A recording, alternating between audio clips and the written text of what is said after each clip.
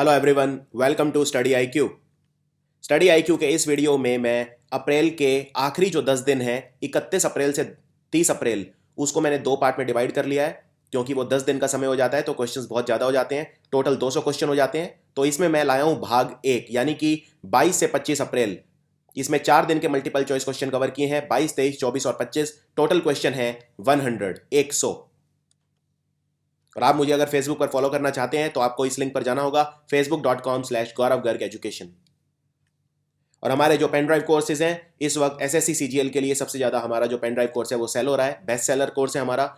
और रेलवेज़ के लिए भी हम बस अब इंतज़ार कर रहे हैं फटाफट एसएससी सीजीएल के नोटिफिकेशन का, और जैसे ही नोटिफिकेशन आएगा हम पूरा विवरण एग्जाम का आपको देंगे। इसके अलावा अगर आप कोई भी हमारा पेन ड्राइव कोर्स खरीदना चाहते हैं, और यूपीएससी का पेन ड्राइव कोर्स लॉन्च होगा लगभग 1 जून के आसपास, तो उसकी बुकिंग हम 15 मई से स्टार्ट कर देंगे। तो ये नंबर आपको डायल करना है 9580048004, या फिर आपको एक नंबर और दे रहा हूँ, कई बार ये बिजी आएगा, कई बार कॉल ज़्यादा आ जाते हैं, तो एक नंबर ये है 7291059476। तो चलिए अब ज़्यादा विलंब न करते हुए मैं शुरू करता हूँ। जो रूरल डेवलपमेंट का जो मंत्रालय है, जो हमारे जो गांव वाले क्षेत्र हैं उनके विकास के लिए रेस्पॉन्सिबल होता है, उसके हिसाब से मनरेगा के अंडर जो हमने जियो टैगिंग किया है एसेट्स का, वो कितना क्रॉस कर चुका है अब तक। इसने आंकड़ा छुआ अभी अभी 1 करोड़ का, और ये 2006 में स्टार्ट हुआ था, और टोटल इसमें 2.8 करोड़ एसेट्स क्रिएट हुए हैं, जिनमें से 1 करोड़ को जियो टैग किया जा चुका है। और लगभग 30 लाख नए एसेट हर साल औसतन क्रिएट किए जाते हैं। तो ये आपको याद रखना है। और एक और चीज़, एक क्वेश्चन और आ सकता है। जनवरी 2017 में, इस साल, कांगड़ा, ये कांगड़ा डिस्ट्रिक्ट है हिमाचल प्रदेश में, ये पहला डिस्ट्रिक्ट बना भारत का जिसने अपने सारे एसेट्स जो मनरेगा में क्रिएट हुए थे उनको जियो टैग कर लिया था। तो ये 100% जियो टैगिंग वाला ये पहला डिस्ट्रिक्ट था। और बस इसमें आपको इतना ही याद रखना है, रूरल डेवलपमेंट के तहत, मिनिस्ट्री ऑफ रूरल डेवलपमेंट के तहत 1 करोड़ लोगों के एसेट जियो टैग हो चुके हैं। और हमारे जो यूनियन मिनिस्टर हैं इसके लिए, वो हैं नरेंद्र सिंह तोमर। नरेंद्र सिंह तोमर है हमारे मिनिस्टर ऑफ रूरल डेवलपमेंट। सरकार ने अभी अभी 1200 करोड़ रुपया रेज किया, और इनमें से कौन सी कंपनी में से सरकार ने अपना 9.2% हिस्सा बेच दिया है, और उसको बेचकर 1200 करोड़ रुपए उठाए हैं। उसको बेचकर, तो कौन सी कंपनी में सरकार ने डाइल्यूट किया अपना 9.2% स्टेक? इस कंपनी का नाम है नाल्को। नाल्को है ये कंपनी, और ये इनका पहला पीएसयू डिसइन्वेस्टमेंट है इस फिस्कल का, यानी 1 अप्रैल के बाद ये पहला डिसइन्वेस्टमेंट। डिसइन्वेस्टमेंट उल्टा होता है निवेश का। जब सरकार अपना निवेश कम करती है कैश या लिक्विडिटी रेज करने के लिए, उसको बोलते हैं डिसइन्वेस्टमेंट। तो ये आपको याद रखना है। और नाल्को का जो हेडक्वार्टर है वो भुवनेश्वर में है, जो उड़ीसा की राजधानी है, और इसके चेयरमैन हैं तपन कुमार चंद हैं नाल्को के चेयरमैन। इनमें से कौन से गोल्फ के खिलाड़ी हैं जिन्हें outstanding achievement as a player का अवार्ड मिला, जो दूसरा गोल्फ इंडस्ट्री एसोसिएशन अवार्ड हुए गुरुग्राम हरियाणा के अंदर? वहां पे इनको इनके गोल्फ में इस साल परफॉर्मेंस के लिए मिला outstanding achievement as a player award. तो ये महिला है, इनका नाम है अदिति अशोक। अगर आपने जो ओलंपिक खेल हुए थे रियो डी जेनेरियो में, उनको देखा हो 2016 में, तो अदिति अशोक का जो प्रदर्शन था वो बहुत ही ज़्यादा शानदार था। और यही अवार्ड जो mail player of the year मिला है, वो मिला है एसएसपी चौरसिया को। एसएसपी चौरसिया को मिला है men's player of the year का अवार्ड। इनमें से कौन सा राज्य है जिसने एक मोबाइल ऐप लॉन्च करी है जिसका नाम है किलकारी? किलकारी जो प्रेगनेंसी होती है वुमेन में, उसके बारे में अवेयरनेस फैलाने के लिए ये ऐप लॉन्च की गई है। इसमें प्रेगनेंसी संबंधी सारी इंपॉर्टेंट हेल्थ की इंफॉर्मेशन दी जाएगी, और इसको लॉन्च किया नेशनल हेल्थ मिशन ने हरियाणा के अंदर, और इसका नाम रखा है किलकारी। इंटरनेशनल मदर्स अर्थ डे हम कब मनाते हैं? क्योंकि हमारी जो धरती माँ है वो हम सबका पालन करती है। तो मदर अर्थ के बारे में, उनके योगदान के लिए, उनको सुरक्षित रखने के लिए, एनवायरनमेंट को प्रोटेक्ट करने के लिए, पर्यावरण संबंधी जलवायु परिवर्तन को रोकने के लिए, बहुत सारी चीज़ों के लिए हम ये मनाते हैं इंटरनेशनल मदर अर्थ डे। और इस बार इसका थीम था एनवायरमेंटल एंड क्लाइमेट लिटरेसी, यानी पर्यावरण और जो क्लाइमेट है उसको लेके हमें साक्षरता फैलानी चाहिए। ये हम मनाते हैं 22 अप्रैल को। 22 अप्रैल को। एक छोटी सी चीज़ और आप याद रख सकते हैं कि पिछले साल 2016 में 22 अप्रैल को जो पेरिस एग्रीमेंट था, जो कॉन्फ्रेंस हुई थी पार्टीज की, कॉप, तो जो पेरिस एग्रीमेंट था वो इस दिन साइन करने के लिए स्टार्ट कर दिया गया था बाकी कंट्रीज, सब कंट्रीज द्वारा, यानी इस दिन खोल दिया गया था वो साइन करने के लिए। इनमें से कौन सा देश है जिसने 21 अप्रैल को अपना कोल फ्री डे मनाया? पिछले कई सालों में, लगभग 200 से ज़्यादा सालों में अपना पहला कोल फ्री, यानी कोई भी कोयला यूज़ नहीं हुआ। ये देश है यूके, और पूरे 24 घंटे तक इन्होंने ये मनाया, और 24 घंटे तक कोई भी कोयला पूरी कंट्री में यूज़ नहीं हुआ। और एक बात और याद रखिए, जो ब्रिटेन की सरकार है वो 2025 तक कोयला यूज़ करना बंद कर देना चाहती है, उसको कंप्लीटली फेज आउट करना चाहती है, यानी 2025 के बाद सरकार कोयला यूज़ नहीं करना चाहती ब्रिटेन के अंदर। तो जब ब्रिटेन में हम नॉर्दर्न आयरलैंड भी जोड़ देते हैं तो उसे बोलते हैं यूके। सरकार ने अपनी डेडलाइन प्रधानमंत्री गरीब कल्याण योजना जो चलाई हुई है, जिसमें आप अपना जो धन है वो डिक्लेयर कर सकते हैं, उस पर आपको थोड़ा रिबेट मिलेगा, पेनल्टी लगेगी, लेकिन कुछ ना कुछ आपको धन उसमें बच जाएगा, और जो आपका योगदान है वो इसमें जाएगा प्रधानमंत्री गरीब कल्याण योजना में। डीमोनेटाइजेशन यानी विमुद्रीकरण जब 8 नवंबर को हुआ, उसके बाद ये स्कीम स्टार्ट की गई थी, तो इसकी डेडलाइन एक्सटेंड कर दी है। तो इसकी डेडलाइन एक्सटेंड कर दी है अब 10 मई तक, ये आपको याद रखना है, 10 मई तक। और इसमें आपका जो मैंडेटरी डिपॉजिट है 25% ऑफ द अनडिस्क्लोज्ड इनकम वो प्रधानमंत्री गरीब कल्याण योजना में चला जाएगा। इनमें से किस व्यक्ति को Indian society for assisted reproduction का प्रेसिडेंट नियुक्त किया गया है? Indian society for assisted reproduction यानी प्रजनन, तो जो प्रजनन संबंधी जो विज्ञान है उसको बोलते हैं रिप्रोडक्शन, जैसे जो फर्टिलाइजेशन है या जो इन विट्रो मेथड होते हैं जैसे टेस्ट ट्यूब बेबी वगैरह, तो वो इन सब के उसमें आते हैं। और इसके प्रेसिडेंट बने हैं डॉक्टर दूरू शाह, डॉक्टर दूरू शाह। अली मोहम्मद नायक, इनका भी अभी निधन हो गया। ये कौन सी विधानसभा लेजिस्लेटिव असेंबली के स्पीकर थे? ये थे नेशनल कॉन्फ्रेंस पार्टी, जो फारूक अब्दुल्ला की पार्टी है, उसके लीडर, और ये जम्मू कश्मीर असेंबली के स्पीकर थे।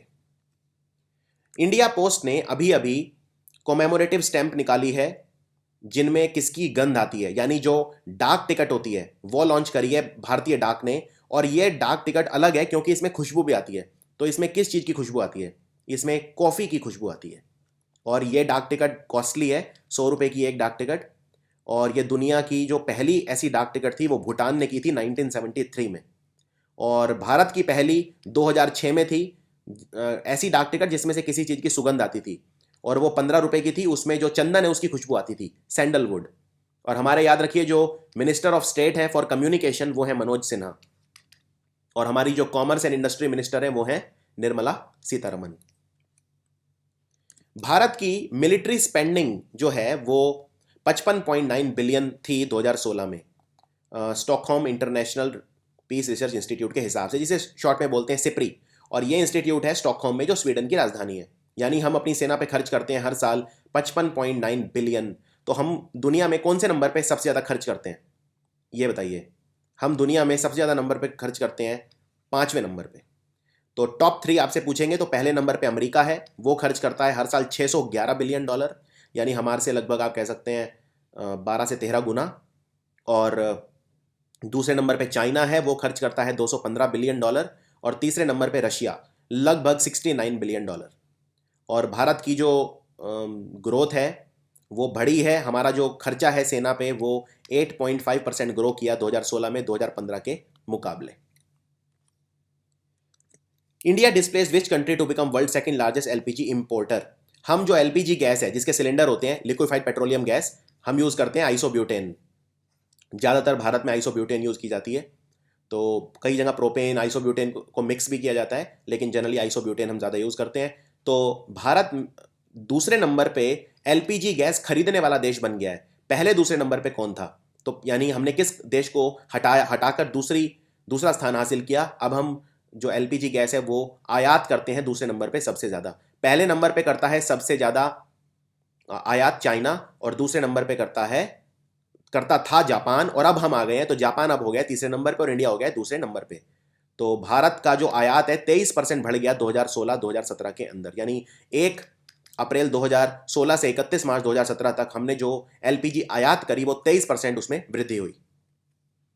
इनमें से कौन सी लड़ाकू विमान और विमान बनाने वाली कंपनी है जिसने एयर इंडिया के साथ पार्टनर किया है? ये एक मेंटेनेंस और रिपेयर एमआरओ फैसिलिटी बनाएगी, जिससे जो प्राइवेट और बिजनेस जेट हैं वो साउथ ईस्ट एशियन रीजन्स के अंदर उनकी मेंटेनेंस की जा सके अगर उनमें कोई तकनीकी खराबी आ जाए तो। और इस कंपनी का नाम है एम्ब्रेयर। एम्ब्रेयर, ये आपको याद रखना है। ये ब्राज़ील की कंपनी है और इसका हेडक्वार्टर है साओ पोलो में, जो ब्राज़ील का बहुत ही प्रसिद्ध शहर है। इसके अलावा 2 कंपनियां और बहुत पूछते हैं एग्जाम में, एक तो एयरबस, एयरबस फ्रांस की कंपनी है, और जो बोइंग है ये अमेरिका की कंपनी है। तो ये 3 मुख्य कंपनियां हैं। इसके अलावा एक और कंपनी है डसॉल्ट। डसॉल्ट वही कंपनी है जिससे हमने रफाल जेट खरीदे थे पिछले साल, लड़ाकू विमान रफाल खरीदे थे, तो ये डसॉल्ट भी फ्रांस की कंपनी है। और एक बात और याद रखिए, हमारे जो चेयरमैन और मैनेजिंग डायरेक्टर हैं एयर इंडिया के, वो हैं अश्वनी लोहानी। अश्वनी लोहानी। और ये जो फैसिलिटी बनेगी भारत में, ये कहाँ बनेगी ये भी पूछ सकते हैं। ये बनेगी सिकंदराबाद में, बेगमपेट एयरपोर्ट है तेलंगाना में, वहाँ पे। सिकंदराबाद तेलंगाना में, आप जानते ही हैं। सिकंदराबाद, हैदराबाद को हम जुड़वा शहर भी बोलते हैं, ठीक उसी तरह जिस तरह हम बेंगलुरु और मंगलुरु को भी जुड़वा शहर बोलते हैं, ट्विन सिटीज़। तो ये आप लिख लीजिए, बेगमपेट एयरपोर्ट, सिकंदराबाद, तेलंगाना। इनमें से कौन सी फिल्म है जिसे जूरी प्राइज मिला बेस्ट फिल्म के लिए हांगकांग इंटरनेशनल फिल्म फेस्टिवल जो हुआ हांगकांग के अंदर, उसके लिए?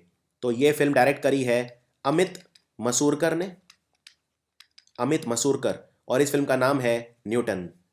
और एक बात और याद रखिए, इस फिल्म को पहले बर्लिन फिल्म फेस्टिवल जो हुआ था जर्मनी में, उसमें भी अवार्ड मिला था न्यूटन फिल्म को। इनमें से किस व्यक्ति ने मोंटी कार्लो रोलेक्स मास्टर का खिताब जीता? बात हो रही है टेनिस की। तो ये मोनाको के अंदर हुआ था। मेन सिंगल्स, जो मेन कैटेगरी है, उसमें एकल खिताब किसने जीता? तो ये खिलाड़ी हैं स्पेन के, इनका नाम है राफेल नडाल। 14 ग्रैंड स्लैम जीत चुके हैं और क्ले पर बहुत ही ज़्यादा अमेजिंग ये खिलाड़ी हैं। और अब फ्रेंच ओपन शुरू होने वाला है, तो देखना होगा कि ये उसमें भी कैसा कमाल दिखाते हैं। तो फ्रेंच ओपन को ये रिकॉर्ड 9 बार जीत चुके हैं। और मेंस डबल्स में रोहन बोपन्ना ने जीता, अब पाब्लो कुएवास के साथ मिलके। ये भी याद रखना है क्योंकि भारत के खिलाड़ी हैं तो क्वेश्चन इंपॉर्टेंट हो जाता है। पाब्लो कुएवास जो खिलाड़ी हैं ये हैं उरुग्वे कंट्री के, उरुग्वे जिसकी राजधानी मोंटेविडियो है, दक्षिण अमेरिका का कंट्री है। और भारत के खिलाड़ी हैं रोहन बोपन्ना। इन्होंने जीता मेंस डबल्स, जो डबल खिताब था वो जीता रोहन बोपन्ना और पाब्लो कुएवास ने। 23 अप्रैल को हम इंग्लिश लैंग्वेज डे मनाते हैं, अंग्रेजी भाषा का दिन। तो इस दिन किस महान अंग्रेजी के साहित्यकार का जन्म हुआ था और डेथ हुई थी? किसका हम बर्थ और डेथ मनाते हैं ये आपको बताना है। तो हम मनाते हैं विलियम शेक्सपियर का। और जो अंग्रेजी है ये संयुक्त राष्ट्र संघ यानी यूनाइटेड नेशंस की जो 6 ऑफिशियल अधिकृत भाषाएं हैं उनमें से है। तो 6 लैंग्वेजेस हैं यूनाइटेड नेशन की, Arabic, Chinese, French, Russian, English और स्पेनिश। और दुनिया में सबसे ज्यादा बोली जाने वाली भाषा है चाइनीज, जिसे हम बोलते हैं मैंडेरिन। मैंडेरिन दुनिया में सबसे ज्यादा बोली जाती है। और 23 अप्रैल को याद रखिए हम स्पेनिश लैंग्वेज डे भी मनाते हैं, सिर्फ अंग्रेजी ही नहीं, स्पेनिश लैंग्वेज डे भी मनाते हैं 23 अप्रैल को। और यूनाइटेड नेशंस के जो इस वक्त सेक्रेटरी जनरल हैं वो हैं एंटोनियो गुटेरेस, एंटोनियो गुटेरेस। इनमें से कौन सी कंपनी ने अभी अभी अपना 47वां फाउंडेशन डे मनाया? यानी किस कंपनी को बने हुए या किस संस्था को बने हुए 47 साल पूरे हुए? इसका नाम है housing and urban development corporation. और ये जो हमारा मिनिस्ट्री ऑफ अर्बन डेवलपमेंट है उसके अंडर आता है। और हमारे मिनिस्टर कौन है अर्बन डेवलपमेंट के लिए? वेंकैया नायडू। वो हैं हमारे पॉवर्टी एलिवेशन और हाउसिंग, उसके लिए जो मिनिस्टर हैं वो हैं वेंकैया नायडू। हमारे जो सामाजिक न्याय और सशक्तिकरण यानी सोशल जस्टिस और एम्पावरमेंट के लिए मंत्री हैं उनका नाम है थवर चंद गहलोत। इन्होंने एक डॉक्यूमेंट्री फोटो एग्जीबिशन को उद्घाटन किया, उसका विमोचन किया। इसका नाम है the paths we walk. The paths we walk यानी वो रास्ते जिन्हें हम चलते हैं, हिंदी में अगर मैं इसका अनुवाद करूं तो। नई दिल्ली के अंदर इन्होंने ये उद्घाटन किया। तो ये किस चीज से रिलेटेड थी? ये जो डॉक्यूमेंट्री है द पाथ्स वी वॉक, ये है डिसएबिलिटी से रिलेटेड, अपंगता जिसे कहते हैं। तो अपंगता से रिलेटेड है ये डॉक्यूमेंट्री।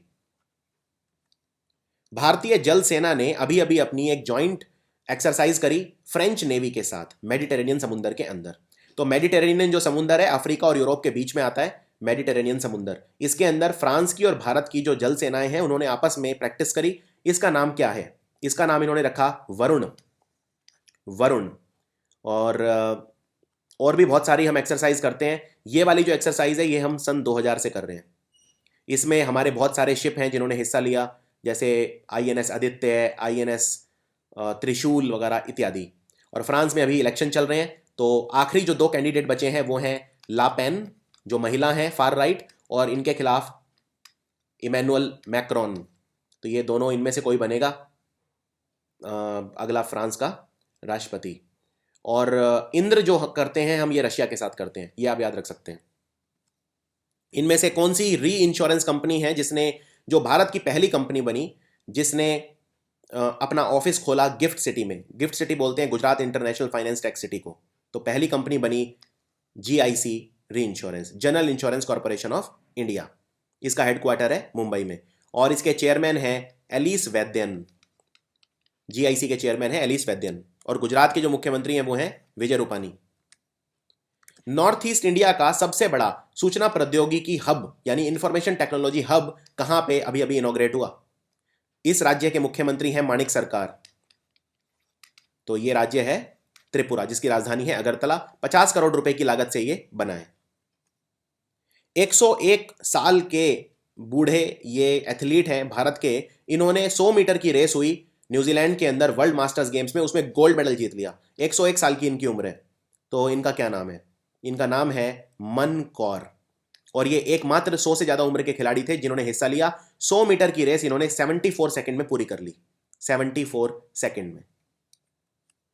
हरियाणा की जो सरकार है उसने अपना दूसरा एक्सटेंशन दिया है 6 मंथ्स का, और ये एक कमीशन है जो सेटअप किया गया है, जो इन्वेस्टिगेशन करेगा जाट जो आंदोलन हुआ था उसके समय जो हिंसा हुई उसकी इन्वेस्टिगेशन करेगा ये कमीशन। और इसको 6 महीने का एक्सटेंशन दे दिया है, 6 महीने और दे दिए हैं। आपको बताना है इस कमीशन के हेड कौन है। इसको बोलते हैं SN झा कमीशन।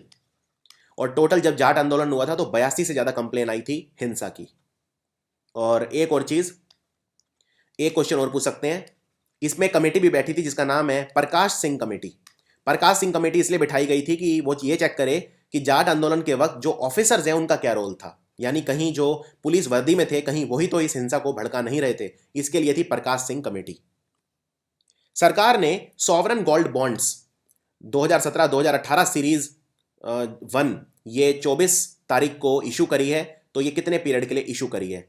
तो गोल्ड बॉन्ड आप समझते ही हैं क्या होते हैं। बॉन्ड मतलब कोई भी ऐसा जिसमें आप, ये डेट इंस्ट्रूमेंट होते हैं जिसमें आपको फिक्स्ड इंटरेस्ट मिलता है। आप अपना पैसा इनमें इन्वेस्ट करिए और फिक्स्ड इंटरेस्ट मिलेगा, या तो 6 महीने या 1 साल, जो आप चाहते हैं उस हिसाब से।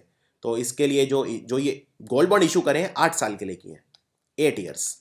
और इनमें 5 साल के बाद, 5वें साल के बाद आपको ये ऑप्शन मिल जाएगा कि आप इनमें से एग्जिट कर सकते हैं, यानी अपनी इन्वेस्टमेंट जो है आप विड्रॉ कर सकते हैं। ये आपको याद रखना है। और लगभग जो 1 ग्राम है वो इशू करा है गोल्ड 2901 रुपए में। एक अभी अभी प्रपोजल आया है कि एक हाई स्पीड रेल सिस्टम बनाया जाए दिल्ली से अलवर। तो अलवर है राजस्थान के अंदर, दिल्ली से अलवर, और ये अपनी अप्रूवल स्टेज तक पहुंच गया है। तो आपको ये बताना है कितने RRTS कॉरिडोर। RRTS का मतलब होता है रीजनल रैपिड ट्रांजिट सिस्टम। ये पूछ सकते हैं एग्जाम में full form, regional rapid transit system, यानी काफी तेज गति वाले जो रेल होते हैं छोटे डिस्टेंसेस के लिए, उसको बोलते हैं RRTS।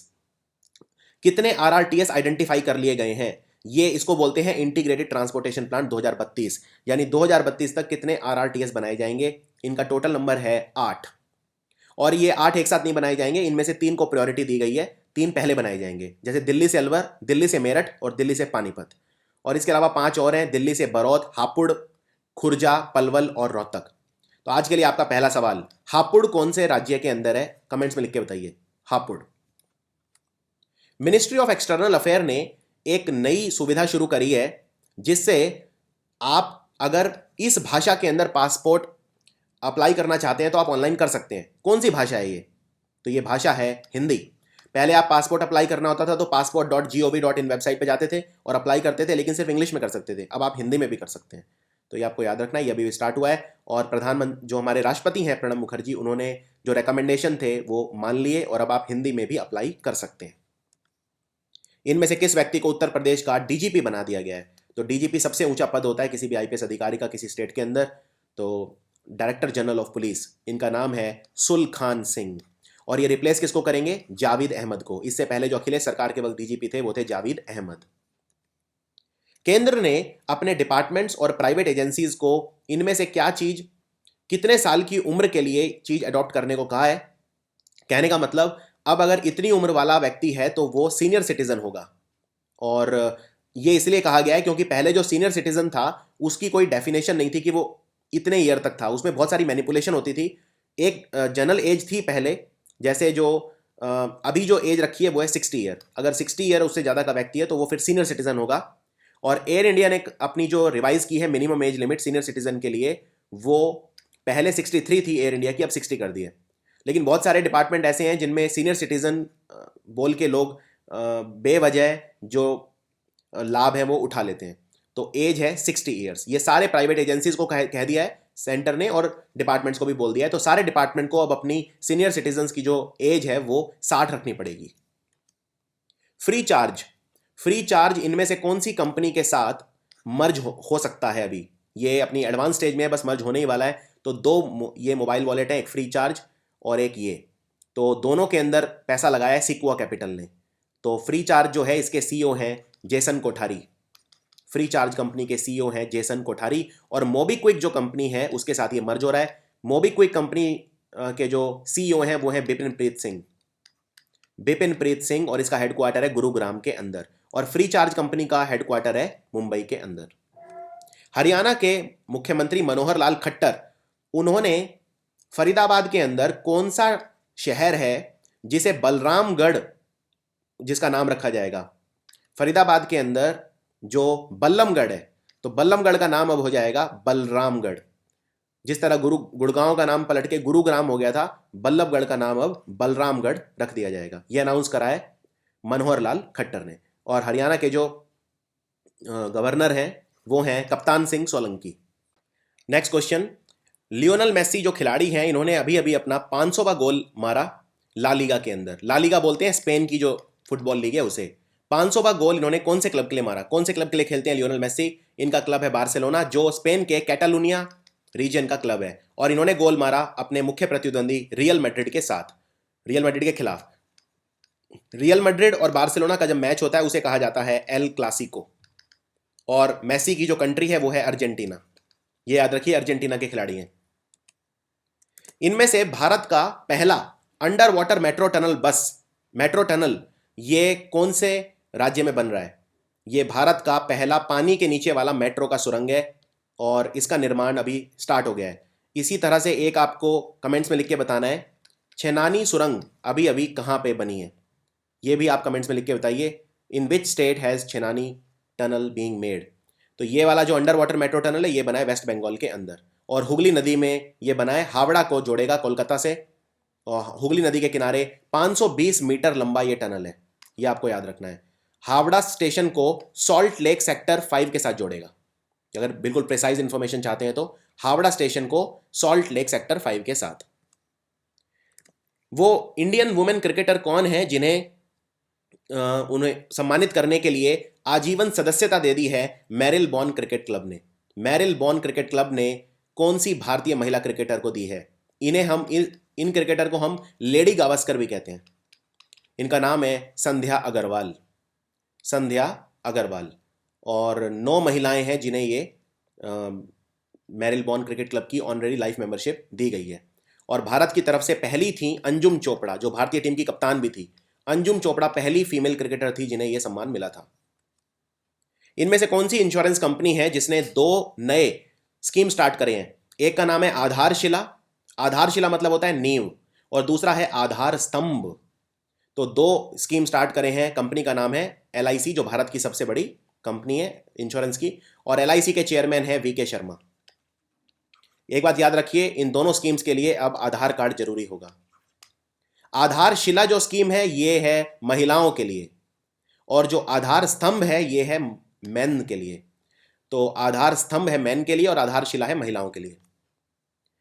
इनमें से कौन सी यूनिवर्सिटी के साइंटिस्ट हैं जिन्होंने एक पैरासिटिक वैक्स वॉर्म खोजा है जो प्लास्टिक को खा सकता है बड़े ज़्यादा स्पीड से?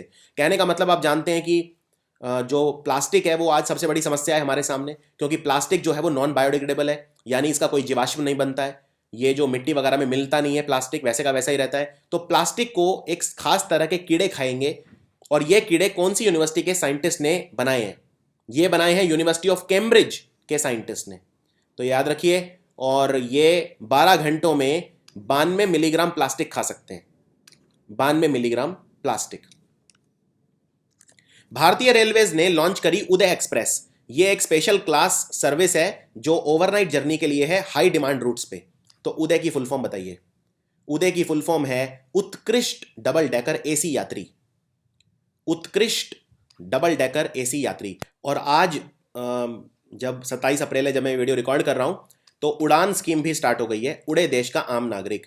जैसे दिल्ली से शिमला, मतलब जो भी ऐसे रूट जो बहुत ज़्यादा डिमांड में नहीं रहते, जिन्हें अंडर सर्व्ड और अनसर्व्ड एयरपोर्ट बोलते हैं, वहां पे अब फ्लाइट जाएंगी और पैसा कम लगेगा।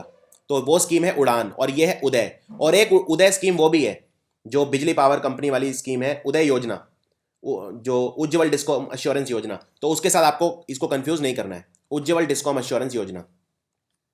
इनमें से कौन से राज्य की सरकार है जो 18,500 solar powered water pump provide करेगी फार्मर्स को सब्सिडाइज रेट पे? ये जो पानी के पंप हैं सौर ऊर्जा से चलेंगे, सोलर पावर से चलेंगे। 18,500 पंप प्रोवाइड किए जाएंगे, और ये स्कीम है Madhya Pradesh chief minister solar pump scheme. इसका नाम ही है सोलर पंप स्कीम।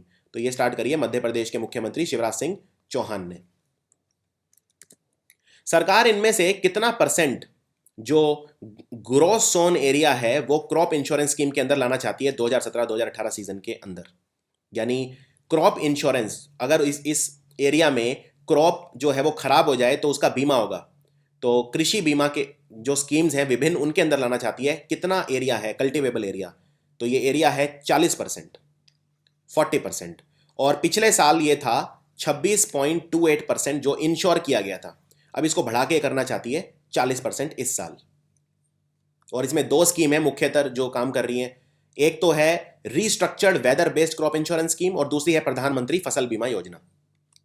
इनमें से कौन से देश की जल सेना है जो भारत के साथ मिलके और अमेरिका के साथ मिलके अपनी नेवी एक्सरसाइज करेगी?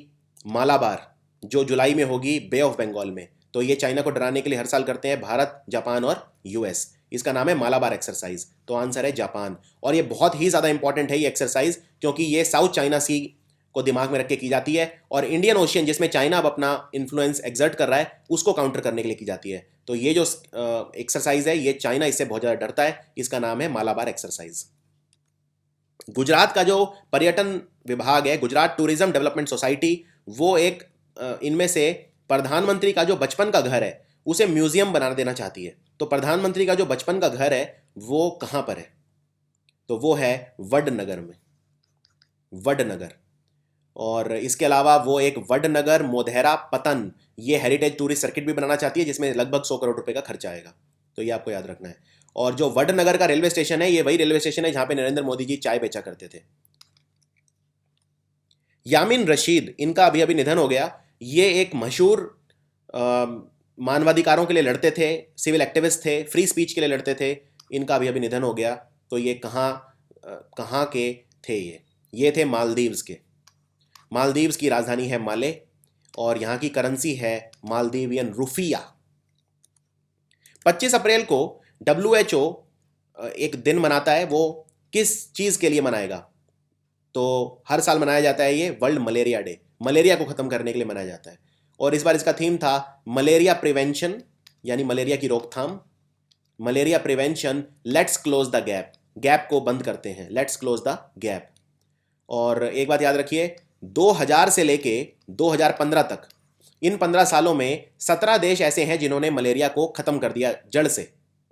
तो ये आपको याद रखना है। जड़ से ख़त्म करने का मतलब ये होता है अगर किसी देश में 3 साल तक उस बीमारी का एक भी केस ना मिले तो उसे फिर बोलते हैं कि वो ख़त्म हो गया है। और ये एग्जाम में जरूर पूछेंगे भारत ने कौन सा साल रखा हुआ है कि इस साल तक हम मलेरिया ख़त्म कर देंगे। तो भारत में ये है 2030।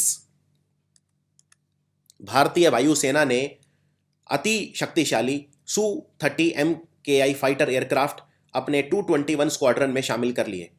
अब आप ये बताइए कि 221 स्क्वाड्रन का दूसरा नाम क्या है? 221 स्क्वाड्रन का जो बेस है वो पंजाब में है और इसे बोलते हैं वेलिएंट।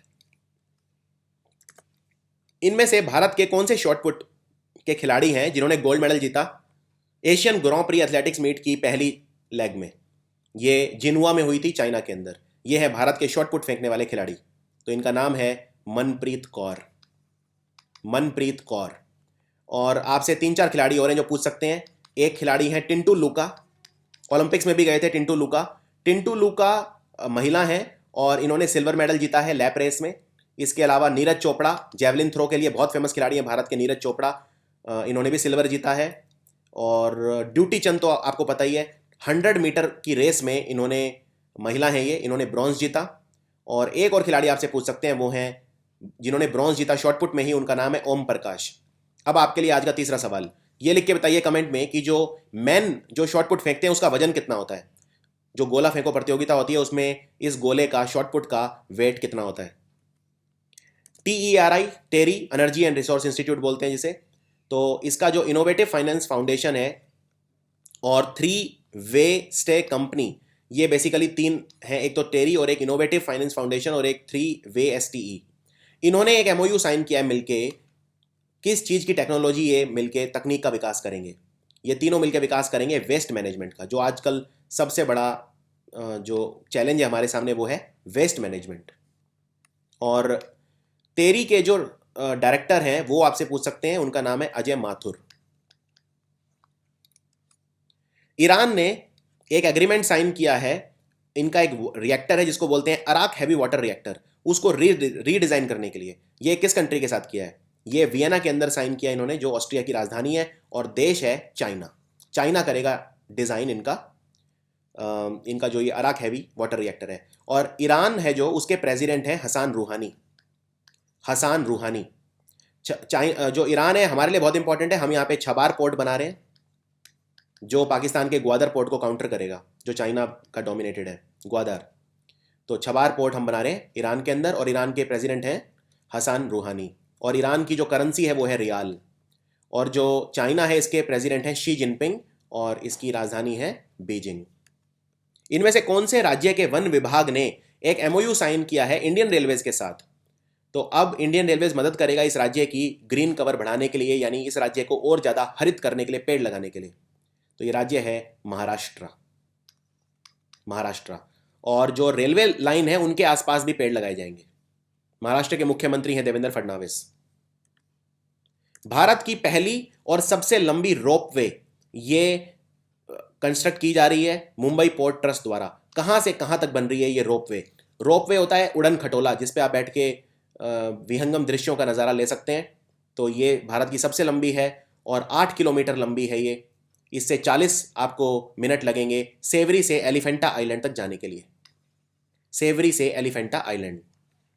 19 से 23 अप्रैल को संयुक्त राष्ट्र संघ ने क्या मनाया? कौन सा वीक मनाया 19 से 23 अप्रैल को? यह मनाया गया ग्लोबल सॉइल वीक। मिट्टी के लिए जो हफ्ता है वो मनाया गया ग्लोबल सॉइल वीक। इनमें से किसे amateur kabaddi federation of India का प्रेसिडेंट चुन लिया गया है? Amateur kabaddi federation of India के प्रेसिडेंट चुने गए हैं मिस्टर मृदुल गहलोत। इनमें से कौन से राज्य ने टीम चैंपियनशिप जीत ली? ये नेशनल यूथ एथलेटिक चैंपियनशिप हुई थी जो हैदराबाद के अंदर हुई थी। तो इसको जीतने वाला खिलाड़ी था, जो राज्य था वो था हरियाणा, और हरियाणा ने हराया केरल को। केरल के मुख्यमंत्री हैं पिनरई विजयन। भारत ने अभी अभी एंटी डंपिंग ड्यूटी लगा दी है, लगभग $135 पर टन। इनमें से कौन से केमिकल, एक हम केमिकल यूज करते हैं फोम मेकिंग में, कौन से देश के ऊपर लगाई है ये आपको बताना है। ये देश है थाईलैंड। थाईलैंड पे 5 साल के लिए लगा दी है। तो हम थाईलैंड से फ्लेक्सिबल स्लैबटॉक पॉलियोल नाम का केमिकल खरीदते थे, उसके ऊपर ये लगाई गई है। Confederation of real estate developers association of India यानी क्रेडाई, उन्होंने एक एग्रीमेंट साइन किया है इनमें से कौन से बैंक के साथ? ये बैंक अब रियल एस्टेट खरीदने के लिए कम दामों, कम इंटरेस्ट पर लोन देगा, कंसेशनल लोन देगा हाउसिंग प्रोजेक्ट बनाने के लिए।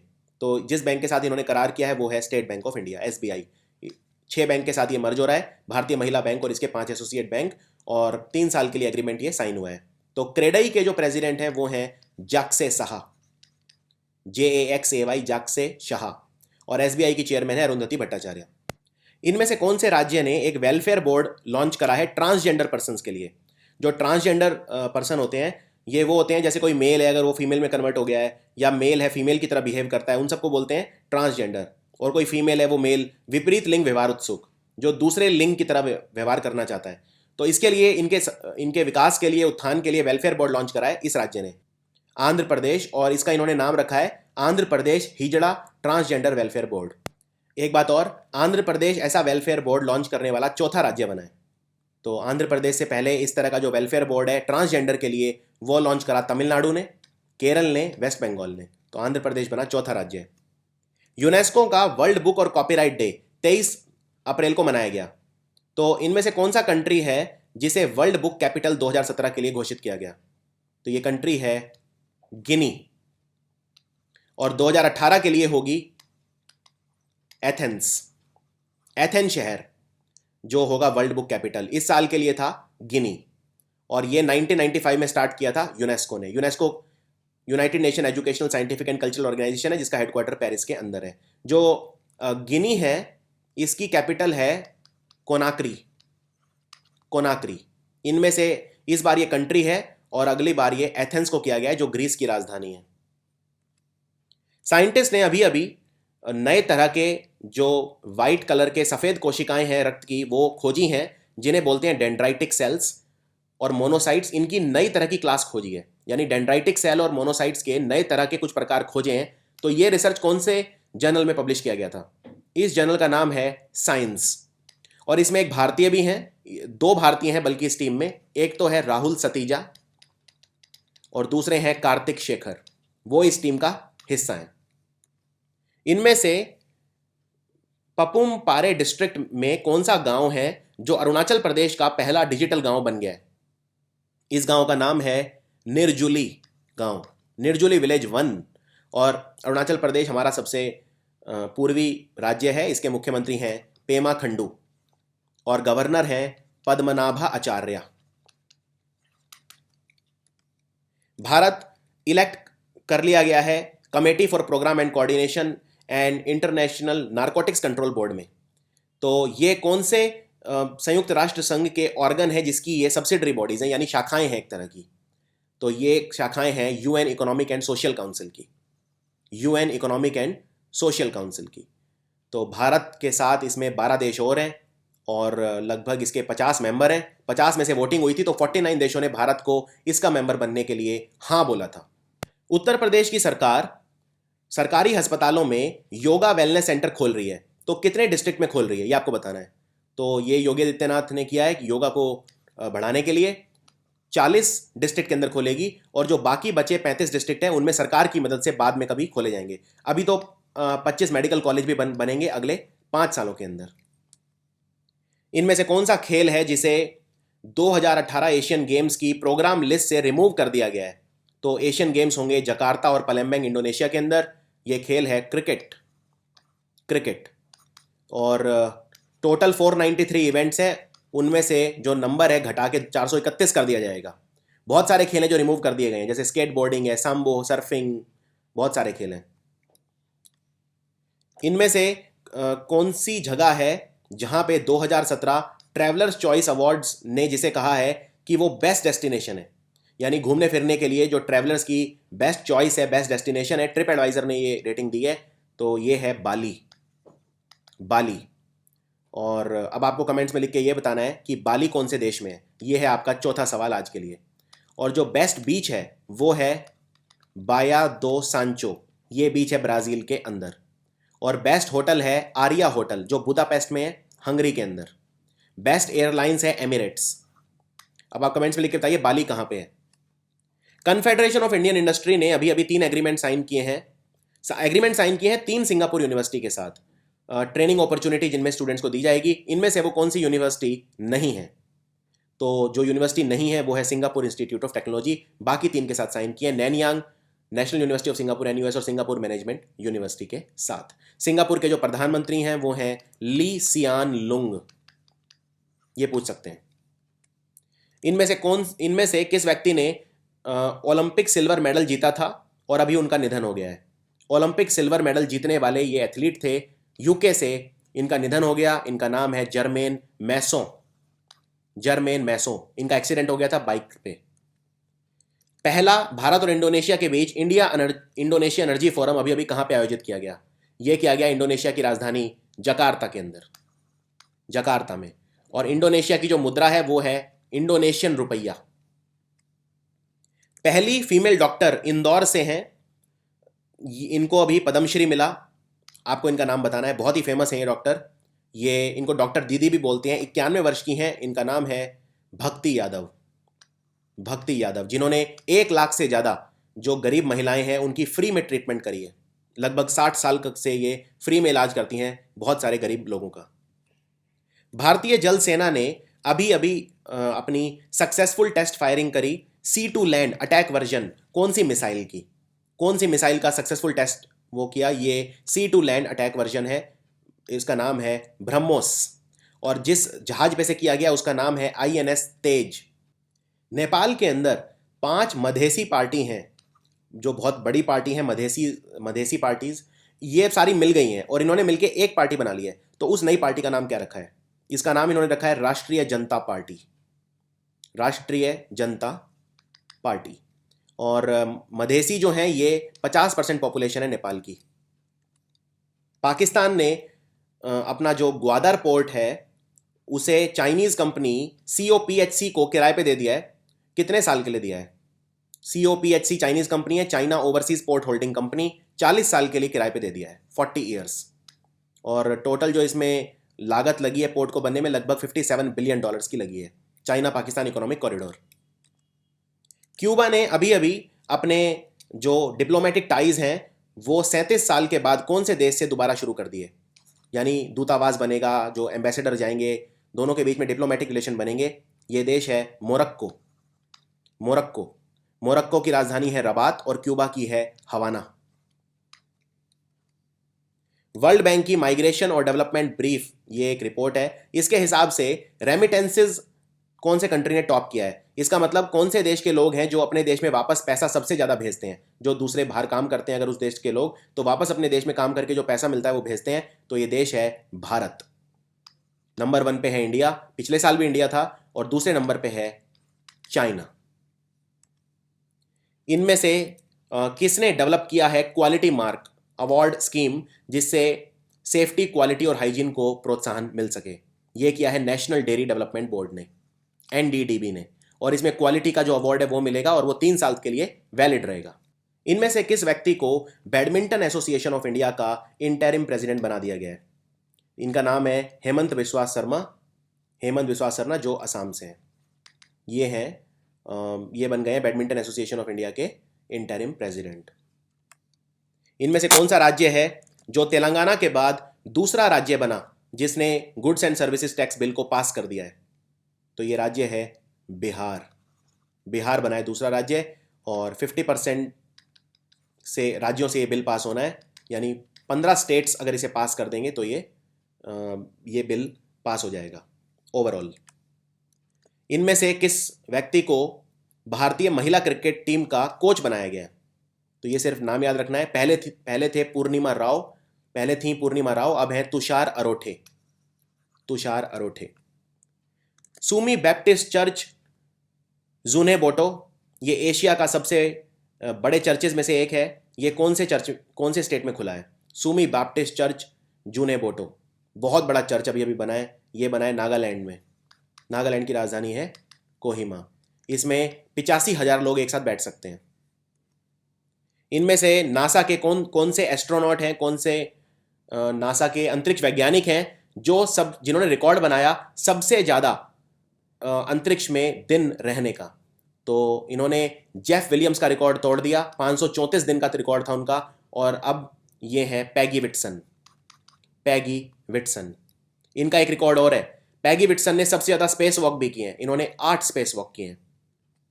भारत इनमें से कौन सा फल है जो ऑस्ट्रेलिया को बेचेगा, पहली बार बेचेगा? इसने जो वहाँ के बायोसिक्योरिटी स्टैंडर्ड हैं उनको मीट कर लिया है, तो भारत बेचेगा ऑस्ट्रेलिया को आम, मैंगोज। ऑस्ट्रेलिया के प्रधानमंत्री भारत आए थे अभी, मैल्कॉम टर्नबुल, और ऑस्ट्रेलिया की राजधानी है कैनबरा। इनमें से किस भारतीय को अनाउंस किया गया है गोल्डमैन एनवायरमेंटल प्राइज का विनर? 6 विनर हैं, उनमें से एक हैं ये भारतीय, सैन फ्रांसिस्को के अंदर ये अनाउंस किया गया, और इनका नाम है Praful समंतरा। Praful समंतरा।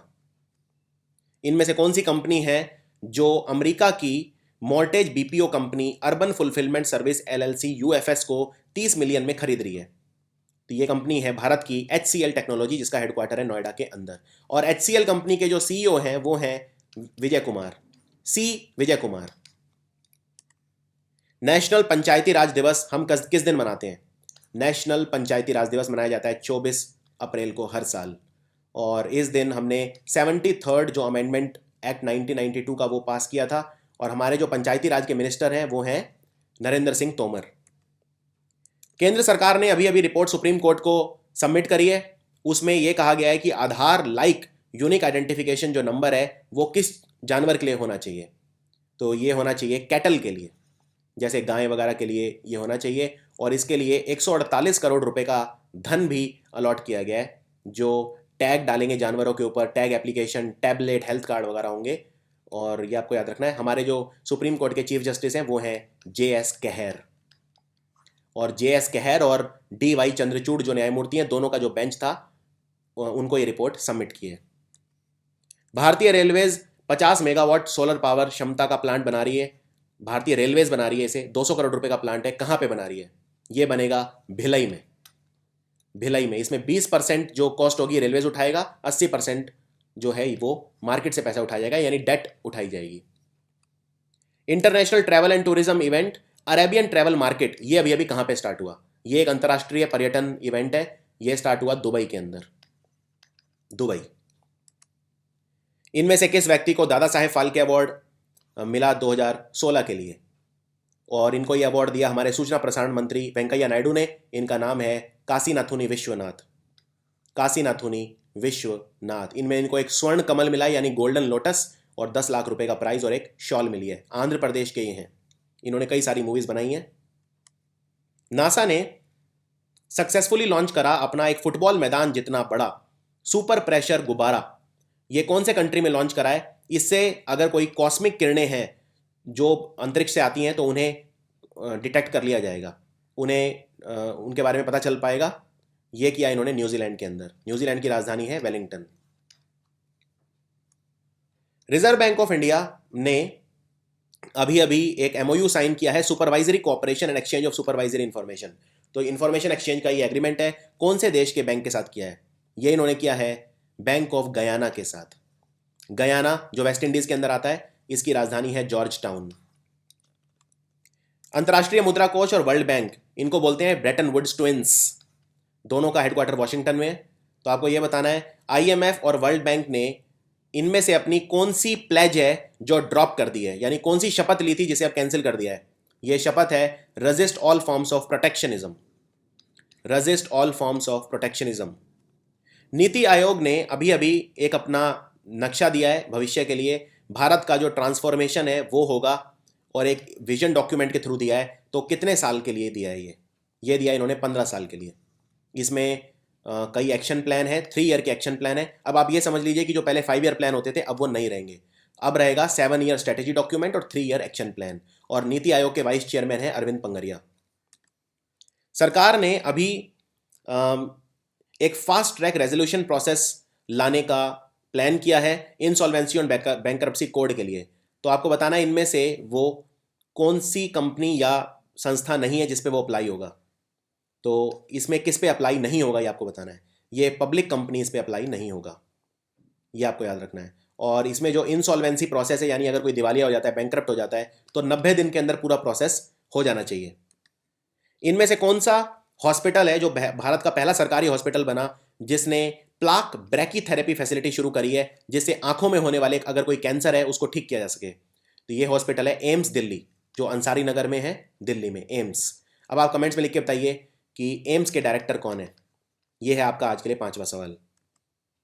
Centre for development of telematic, जिसे बोलते हैं CDOT, इसने एक mass market PDO tax solution develop करा है जिससे हम वाईफाई बहुत ही कम दामों में दे सकते हैं। तो पीडीओ की फुल फॉर्म क्या है? पीडीओ को बोलते हैं public data office. Public data office. इनमें से कौन सा इंटरनेशनल इंस्टीट्यूट है इंफॉर्मेशन टेक्नोलॉजी का जिसने अनाउंस करा है कि एक एक्सेलरेटर प्रोग्राम वो स्टार्ट करेगा सोशल स्टार्टअप्स के लिए, यानी वो स्टार्टअप, वो नए बिजनेस जो सोसाइटी में फायदा पहुंचाएंगे, उसके लिए ये अनाउंस किया है हैदराबाद के IIIT ने, IIIT हैदराबाद ने। इंडिया पोस्ट पेमेंट बैंक इनमें से म्यूचुअल फंड बेचना शुरू करेगा, म्यूचुअल फंड बेचना स्टार्ट करेगा और इंश्योरेंस प्रोडक्ट भी बेचना स्टार्ट करेगा। तो आपको ये बताना है कि ये दूसरी कंपनियों के इंश्योरेंस प्रोडक्ट बेचेगा, क्योंकि ये बैंक है तो बैंक इंश्योरेंस हो जाता है इंश्योरेंस कंपनी और बैंक के बीच में। तो दूसरी कंपनी के जो इंश्योरेंस प्रोडक्ट ये बेचेगा वो एक नॉन एक्सक्लूसिव टाई अप करेगा। कौन से साल तक करेगा? ये टाई अप होगा 2018। तो 650 ब्रांच भी इंडिया पोस्ट पेमेंट बैंक खोलेगा 2018 तक। इनमें से कौन से राज्य की सरकार है जिसने लैंड एक्विजिशन प्रोसेस स्टार्ट करा है जिससे भारत और बांग्लादेश के बीच में फेनी नदी के ऊपर जो फ्रेंडशिप ब्रिज बन रहा है उसका निर्माण शुरू हो जाए? तो ये राज्य है त्रिपुरा और बांग्लादेश तक बनेगा फेनी नदी के ऊपर एक फ्रेंडशिप ब्रिज जो भारत और बांग्लादेश की दोस्ती का प्रतीक होगा। इनमें से किस व्यक्ति को PC चंद्र पुरस्कार मिला है? इनकी एक ऑर्गेनाइजेशन भी है, एनजीओ, बचपन बचाओ आंदोलन। इनको नोबेल प्राइज भी मिल चुका है। इनका नाम है कैलाश सत्यार्थी। तो ये थे इस हफ्ते के मल्टीपल चॉइस क्वेश्चंस और ये हिंदी में मैं आप तक लेकर आया। इस वीडियो के दौरान मैंने बहुत सारे सवाल आपसे पूछे, उनके आप कमेंट्स में आंसर लिखिए और चौथे हफ्ते का दूसरा भाग 2 दिन के अंदर आप तक आ जाएगा। Thanks for watching.